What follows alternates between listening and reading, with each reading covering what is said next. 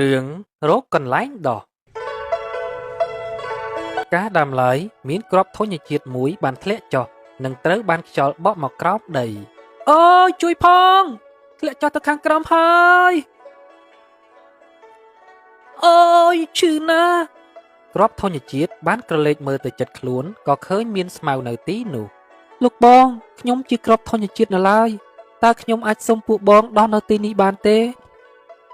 អេបើឯងចង់ដោះនៅទីនេះមិនបានទេព្រោះពួកយើងនៅទីនេះហើយបើឯងដោះធំជាងពួកយើងនោះពួកយើងនឹងចាប់ទៅហើយពួកបងកំភៃអីខ្ញុំមានមៀតតូចណាស់អ្នកណាទៅជឿឯងបាននោះពួកយើងគឺជាស្មៅមានមៀតតូចជាងគេហើយតែមើលទៅខ្លួនគេនេះដូចជាតូចដែរមិនធំឡើយមែនហើយបងខ្លួនខ្ញុំតូចនឹងមិនធំទេពេលខ្ញុំដោះចេញមកក៏មិនធំដែរយើងមិនអាចជឿទុកចិត្តគេបានទេយល់ល្អកុំអីបើសិនជាពួកបងមិនអាណិតខ្ញុំទេអញ្ចឹងខ្ញុំមានតែចាក់ចេញហើយតែខ្ញុំមិនអាចចាក់ចេញបានឡើយឯងមកតាមណាទៅតាមនឹងវិញទៅខ្ញុំធ្លាក់ចុះមកដោយសារខ្យល់បក់មកទេផាមិចឯងមានខ្យល់បក់មកអីចឹងបានន័យថាឯងជាដើមឈើធំហើយមិនមែនទេបងដោយសារតែខ្យល់បក់ប៉ើងខ្ញុំខ្លាំងនឹងណាហើយក៏ប៉ើងមកដល់ទីនេះយ៉ាងណាក៏ឯងត្រូវតែចាក់ចេញពីទីនេះឲ្យលឿនមុនមានមេឃភ្លៀងធ្លាក់ចុះមកតែខ្ញុំមិនអាចបំលាស់ទីបានទេនៅពេលនោះស្រាប់តែមានគោព្រៃបានដើរទាត់គ្រាប់ធញ្ញជាតិឲ្យប៉ើងចេញជួយផងអូទាត់ស្អីគេអញ្ចេះមិនបានមើលមិញ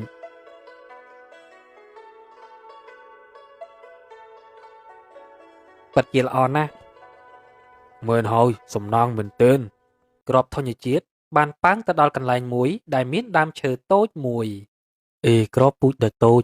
តើឯងយ៉ាងម៉េចហើយនឹងខ្ញុំពិតជាឈឺខ្លាំងណាស់បងខ្ញុំរកកន្លែងដោះមិនបានទេហើយមិនបានជាឯងមកដល់ទីនេះខ្ញុំត្រូវគោព្រៃទាត់ខ្ញុំឲ្យប៉ាវមកដល់ទីនេះបើអញ្ចឹងឯងចង់ទៅណាវិញខ្ញុំមិនដឹងទៅទីណាទេបងតើខ្ញុំអាចសុំកន្លែងបងដើម្បីដោះបានទេ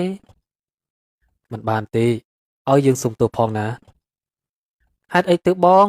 ខ្ញុំពិតជាមិនអាចរកកន្លែងបានទេមកពីឫសរបស់យើងគឺផុយស្រួយណាស់បើសិនជាមានដើមឈើណាដោះចិត្តនោះនឹងធ្វើឲ្យយើងស្លាប់ភ្លាមតែខ្ញុំមិនមែនជាដើមឈើទេ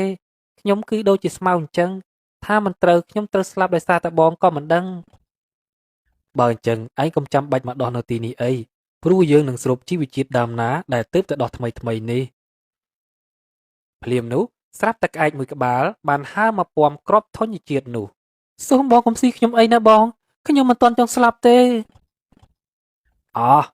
ការពិតឯងគឺជាគ្រាប់ធញ្ញជាតិទេអីមិនអីទេយើងមិនស៊ីឯងទេតើបងអាចជួយខ្ញុំបានទេបើសិនជាបងជួយខ្ញុំបាននោះខ្ញុំនឹងផ្ដល់ផ្លែរបស់ខ្ញុំជូនបងទាំងអស់អូពិតមែនអីតើឯងជាផ្លែអ្វីទៅខ្ញុំមិនទាន់ដឹងច្បាស់ថាខ្ញុំជាផ្លែអ្វីទេតែខ្ញុំដឹងថាខ្ញុំមានផ្លែច្រើនណាស់មិនអីទេចឹងបើឯងចង់ឲ្យយើងជួយតែយើងជួយឯងយ៉ាងម៉េចទៅគឺងាយស្រួលទេបងបើសិនជាបងរកកន្លែងណាឲ្យខ្ញុំដោះបាននោះចឹងចាំយើងនាំឯងទៅកន្លែងមួយឯងបានពំគ្រាប់ធញ្ញជាតិនោះទៅកន្លែងមួយសួស្ដីបងតើខ្ញុំសុំដោះកន្លែងនេះបានទេមិនបានទេដោយសារតែនៅទីនេះគឺចង្អៀតណាស់បើចង់ដោះនៅទីនេះគឺមិនកើតឡើយមិនអីទេបងដោយសារតែខ្ញុំមានមៀតតូចទេអញ្ចឹងមិនប៉ះពាល់បងឡើយតែយើងមិនទុកចិត្តឯងបានឡើយខ្លាចតែឯងជាដើមឈើធំអីទៅអត់ទេបងជឿខ្ញុំទៅណាខ្ញុំពិបាកណាស់មិនអាចរកកន្លែងសម្រាប់ដោះបានទេឯងទៅរកកន្លែងផ្សេងទៀតទៅយើងមិនអាចជួយឯងបានទេខ្ញុំសូមវល់បងចង់ឲ្យខ្ញុំធ្វើអ្វីក៏ខ្ញុំព្រមដែរបងសូមបងអាណិតខ្ញុំផងណាមិនអាចទេឯងទៅរកកន្លែងផ្សេងទៅបើអញ្ចឹងបងក្អែកយើងទៅកន្លែងផ្សេងទៅតែយើងទៅកន្លែងណាទៀតទៅខ្ញុំក៏មិនដឹងដែរបងចេះតែដើររកទៅបង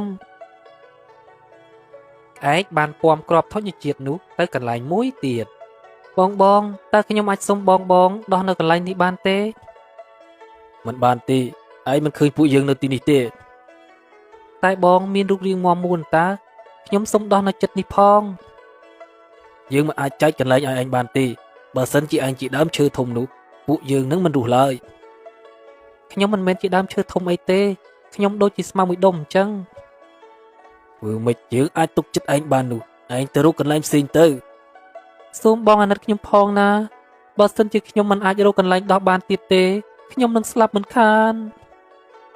យើងមិនអាចជួយឯងបានទេសុំទោសផងយ៉ាប់ណាស់ឯងនេះអាចរកកន្លែងដោះបានទេអញ្ចឹងយើងពិបាកនឹងជួយឯងដែរតែបងចង់យ៉ាងម៉េចទៅយើងទៅហើយឯងទៅរកកន្លែងណាដោះបានស្រេចតែឯងទៅក្អែកបានហើរទៅបាត់ទៅខ្ញុំអើយហេតុអីក៏កំសត់ម្លេះខ្ញុំមិនអាចរកកន្លែងដោះបានទេណែឯងកុំមកធ្វើយំសោកនៅទីនេះអីយើងមិនចង់ស្ដាប់ការទូចសោករបស់ឯងទេបងអើយបងមិនឲ្យខ្ញុំដោះនៅចិត្តបងក៏មិនអីដែរ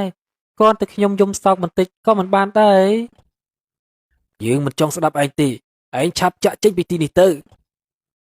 បងមិនឃើញទេខ្ញុំគ្មានដៃគ្មានជើងផងឲ្យខ្ញុំទៅណាបាននោះបើសិនជាឯងមិនអាចទៅបានទេយើងនឹងស្រូបជីវជាតិឯងឲ្យអស់កុំឲ្យឯងដោះជាថ្មីបានមិនក៏ពួកបងគ្មានធម៌មេត្តាចំពោះខ្ញុំសោះអញ្ចឹងខ្ញុំមិនទាន់បាននឹងធ្វើអីពួកបងផងរំពេចនោះស្រាប់តែមានទន្សាយមួយក្បាលបានដើរមកអេខ្ញុំស្ដាប់ឮដោយអចេតនាទេណាខ្ញុំមើលទៅបងគុំស្មៅឯងដូចជាចិត្តអាក្រក់ពេកហើយបើសិនជាឯងមានចិត្តល្អឯងគួរទៅជួយគេទៅមិនអីទេចាំខ្ញុំជួយគាត់បងឯងកុំបារម្ភអីណាខ្ញុំនឹងជួយបងរកកន្លែងឲ្យបងដោះតល់តែបានពិតមែនហើយបងបើសិនជាបងជួយខ្ញុំបានខ្ញុំនឹងមិនភ្លេចគុណបងទេទុនសាយបានយកគ្រាប់ធញ្ញជាតិទៅកន្លែងមួយលោកអ៊ំដើមឈើខ្ញុំអាចសុំកន្លែងអ៊ំឲ្យគ្រាប់នេះដោះបានទេឯងចង់ឲ្យគេមកដោះនៅទីនេះតែវាពិបាកណាស់បើសិនជាគេជាដើមឈើដែរហើយមានមិត្តធំនោះគេនឹងព្រួលខ្ញុំមិនខានទេលោកអ៊ំខ្ញុំមិនមែនជាដើមឈើធំអីទេខ្ញុំដូចជាស្មៅអញ្ចឹងហើយអ៊ំមានរូបរាងធំចាក់គ្រឹះមាំបែបនេះមានដើមឈើឯណាទៅព្រួលលោកអ៊ំបានទៅមែនហើយលោកអ៊ំខ្ញុំក៏គិតចឹងដែរលោកអ៊ំអើយខ្ញុំមិនអាចរកកន្លែងដើម្បីដោះបានទេបើយូរជាងនេះទៀតនោះខ្ញុំនឹងស្លាប់ហើយសូមអ៊ំអាណិតខ្ញុំផងណាជួយឲ្យខ្ញុំរស់រានមានជីវិតផងខ្ញុំនឹងមិនភ្លេចគុណអ៊ំឡើយលោកអ៊ំសូមជួយគេផងទៅអ៊ំមែនហើយអ៊ំខ្ញុំនឹងគោរពលោកអ៊ំនឹងមិនធ្វើឲ្យលោកអ៊ំពិបាកឡើយមិនអីទេខ្ញុំព្រមឲ្យឯងដោះនៅចិត្តខ្ញុំចោះក្របធញ្ញជាតិសប្បាយចិត្តណាស់ប៉ុន្មានថ្ងៃក្រោយមកក្របធញ្ញជាតិបានដោះចេញមក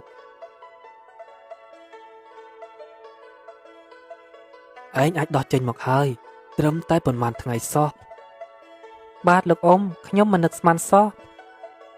មើលទៅឯងប្រហែលជាមិនតូចទេលោកអ៊ំខ្ញុំនេះគឺតូចទេគ្រាន់តែខ្ញុំដោះមកលឿនប៉ុណ្្នឹងឯងតែយើងគិតថាឯងមិនតូចឡើយហើយឯងក៏មិនមែនជាស្មៅធម្មតាដែរឯងគឺជាដើមឈើខ្ញុំមិនមែនជាដើមឈើទេលោកអ៊ំខ្ញុំជាស្មៅធម្មតាអន្តាយើងចំណាស់នេះទៅហើយយើងដឹងច្បាស់ណាស់ឯងមិនចាំបាច់កុហកយើងទេការពិតខ្ញុំគឺជាដើមឈើមែនតែដើមឈើតូចទេអ៊ំសូមអ៊ំកុំបារម្ភអីឯងព្រមនិយាយការពិតហើយហ៎ដោយសារតែខ្ញុំខ្លាចលោកអ៊ំមិនព្រមឲ្យកន្លែងខ្ញុំដោះនឹងណាមិនអីទេសង្ឃឹមថាឯងជាដើមឈើតូចទៅចោះមួយខែក្រោយមករុក្ខជាតិនោះបានធំឡើងធ្វើឲ្យដើមឈើចាស់ប៉ើងឬស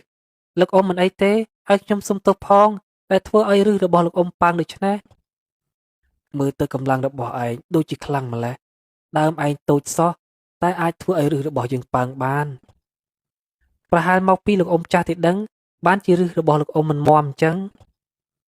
មិនមែនទេអ៊ំចាស់មែនតែឫសរបស់អ៊ំរឹងមាំល្អណាស់តែមិនអីទេអ៊ំព្រោះនេះគ្រាន់តែប៉ើងឫសរបស់អ៊ំបន្តិចបន្តួចហ្នឹងវាមិនធ្វើឲ្យអ៊ំដួលទេតែបើសិនជាឯងជាដើមឈើធំនោះយើងនឹងដួលមិនខានទេអូមិនអាចទេអ៊ំកំភៃមើល6 ខែក្រោយមកដើមឈើនោះបានលូតលាស់កាន់តែធំឡើងធ្វើឲ្យដើមឈើចាស់បានដួលឯងមានរូបរាងធំណាស់មើលទៅឯងប្រហែលជាដើមឈើដែលធំជាងយើងទៅទៀត ខ្ញុំមិននឹកស្មានថាខ្លួនឯងមានរូបរាងធំបែបនេះផង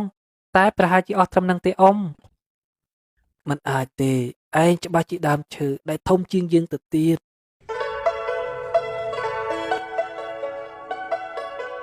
2 ឆ្នាំក្រោយមកដើមឈើនោះបានដុះធំជាងដើមឈើចាស់នោះទៀត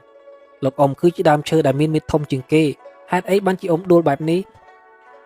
ប្រហែលមកពីគាត់មានវ័យចំណាស់ដែលត្រូវដួលទេដឹងប្រហែលហើយគាត់មានរូបរាងធំជាងគេមែនតែគាត់ប្រហែលជាដល់វ័យហើយតែមើលទៅអាយុគាត់ដូចមិនទាន់ដល់ពេលទេដើមរបស់គាត់គឺនៅមាំល្អណាស់អេយើងមើលទៅនោះណមានដើមឈើមួយដែលធំជាងគាត់បានដោះពីក្រោមគាត់មែនហើយមិនបាច់ជាអ៊ំបណ្ដោយឲ្យដើមឈើនោះដោះនៅខាងក្រោមអ៊ំអញ្ចឹងដោយសារតែមានគ្រាប់ធញ្ញជាតិមួយបានមកសុំខ្ញុំដើម្បីដោះហើយគេគ្មានកន្លែងដើម្បីដោះទេអូខ្ញុំនឹកឃើញហើយច្បាស់ជាគ្រាប់ធញ្ញជាតិនោះហើយគេមកសុំខ្ញុំដែរតែខ្ញុំមិនអោយខ្ញុំក៏ដូចគ្នាដែរខ្ញុំក៏គេមកសុំដូចគ្នាដែរតែខ្ញុំមិនអោយអ៊ំឃើញទេចិត្តល្អចំពោះមនុស្សខុសគឺបែបនេះលោកអ៊ំគឺស្លាប់ដោយសារទុក្ខរបស់អ្នកដទៃសូមទោសផងលោកអ៊ំនេះជាកំហុសរបស់ខ្ញុំគុំបាច់បន្ទោសខ្លួនឯងអីនេះមកពីខ្ញុំដែរទេចូលគុំស្លាប់ដោយសារទុក្ខលំបាករបស់នរណាម្នាក់ឲ្យសោះ